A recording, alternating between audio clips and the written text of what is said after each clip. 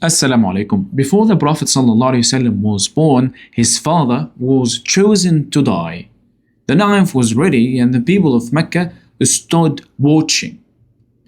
And only one thing stood between Abdullah and death. What is it? 100 camels. Why would Allah subhanahu wa ta'ala save this young man Abdullah and only for him to die a few months later? Because Allah subhanahu wa ta'ala was protecting him for something far greater. The lineage of the final messenger sallallahu alayhi wa sallam. Allahumma salli ala Sayyidina Muhammad. This is one of the most emotional stories in the seerah. We're going to talk about it today inshallah. A story of vows, sacrifice, and a divine plan that began long before the birth of the Prophet Muhammad sallallahu alayhi wa sallam. Long before the light of the Prophet ﷺ illuminated the world, his grandfather Abdul Muttalib with his son Al-Harith stood to dig the well of Zamzam. It's well known. Imagine that he was old man and digging through the desert sand. And at that time he was with Al-Harith, his son. And in the middle of that, he raised his hand towards the heavens. And he said, he made this vow. A vow that would echo through the history. He said, if you grant me 10 sons to protect and support me, I will sacrifice one of them at the Kaaba for your sake. These were not empty words. The Arabs of old would sooner lose their lives than break their promise. This was the soil in which the final messenger ﷺ would be planted, a people who believed that man's honor was measured by his word. Years passed, and Allah answered Abdul Muttalib prayer. The desert was no longer silent. One by one, 10 sons was born. Among them was Abdullah, the youngest, the most beloved one, and the one whose face carried a mysterious light, the light of the coming Prophet sallallahu alaihi wasallam. Abdullah grew into a young man known for his purity, his noble character, and his remarkable beauty. The women of Quraysh admired him, and some even offered themselves to him, but he refused, choosing honor over desire, choosing beauty over temptation. Then the day arrived. Abdul Muttalib saw a dream reminding him of the promise he had made. The time had come. He gathered his 10 sons, just as the Prophet Ibrahim ﷺ consulted Ismail ﷺ centuries before. Abdul Muttalib spoke to his sons, and he told them about the vow.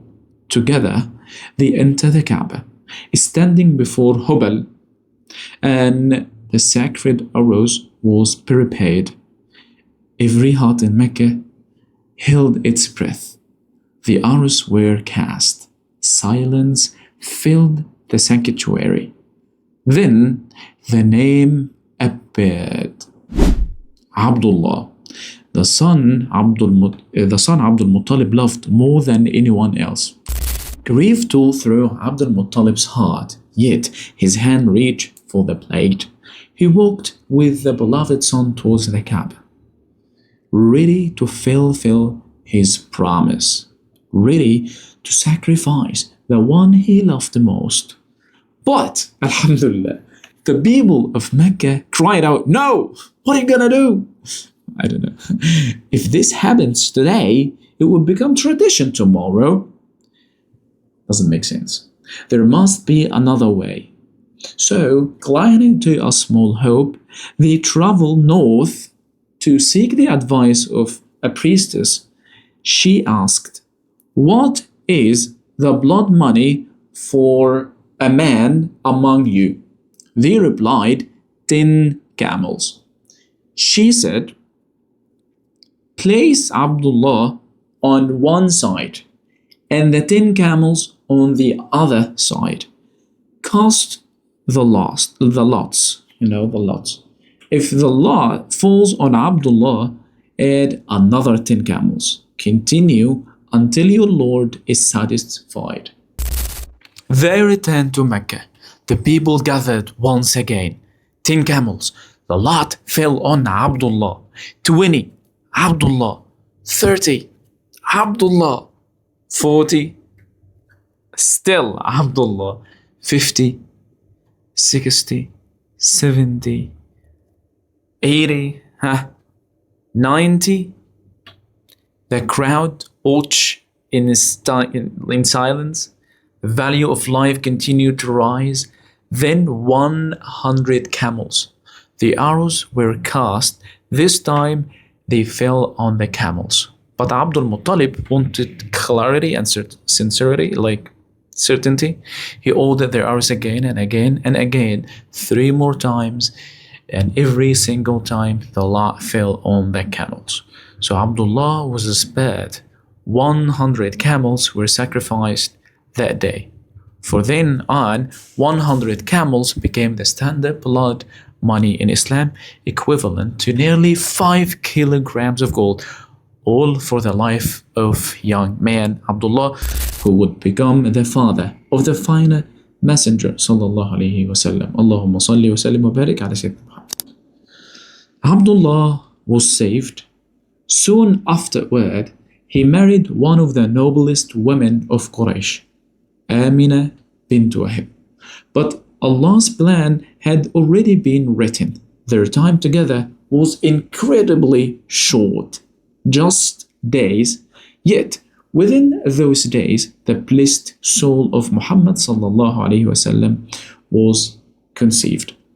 Then, as though his mission on the earth had been completed, Abdullah passed away, only about 25 years old. The man for whom 100 camels had been sacrificed never lived to see his own son. It was as though Allah subhanahu wa ta'ala like saying, I protect this lineage, I ransom this father, now the seed has been planted.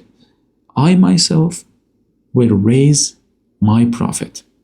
Prophet Muhammad sallallahu alaihi wasallam would enter this world as an orphan, but he would never be alone.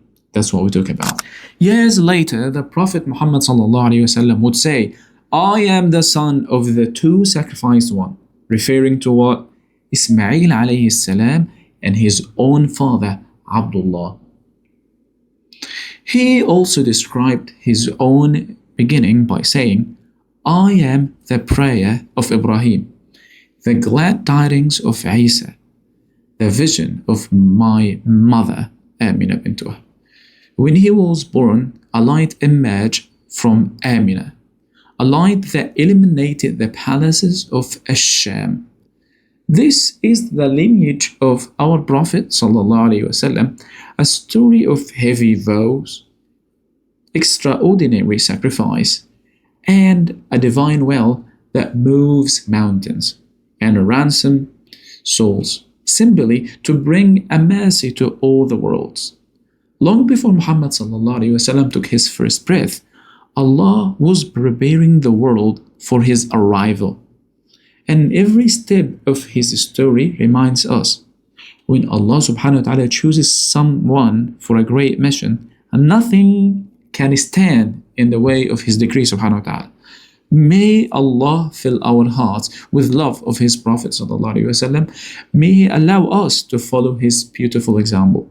And may he gather us with him at Al-Hawd on the day of judgment. Allahumma ameen. Please, if you like this video, again subscribe and like. See you inshallah next class. If you have any question, let me know in the comment. Let's discuss about what you learned today. Assalamu alaikum.